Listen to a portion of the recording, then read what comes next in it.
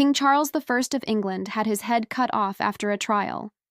He was found guilty of high treason for attempting to subvert the fundamental laws and liberties of this nation, and to uphold in himself an unlimited and tyrannical power to rule according to his will, and to overthrow the rights and liberties of the people, and for levying war against his own parliament. He was the first and only English monarch to be tried and executed for his crimes. Impeaching the king for high and treasonable offenses seemed to violate the basic framework of English law, given that the king was said to rule by divine right and to embody the state. The king could do no wrong. During his trial, Charles based his entire defense on his assertion of sovereign immunity. He denied that he could be impeached, given that all impeachments were conducted in his name against his enemies. Parliament argued that his immunity was rejected because the impeachment was concerned with whether the officeholder had betrayed the office that enjoys the immunity.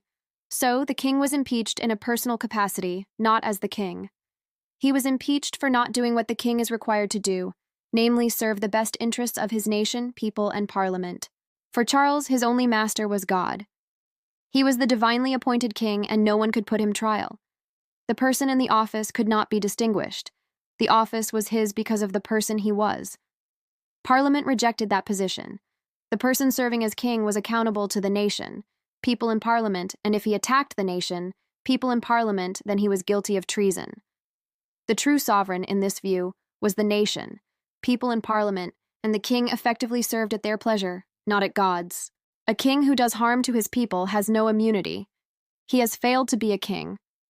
Because Charles believed he had absolute immunity, he asserted that he was not subject to the law or the authority of Parliament, and that to oppose him was to sin against God since he ruled by divine right. Only God could hold him accountable. He would be judged in heaven, not on earth.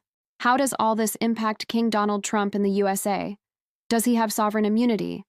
Does the Supreme Court have the right to confer unlimited power and immunity on the president when carrying out actions in that office? Is the Supreme Court the only authority above Trump? Is it the American God?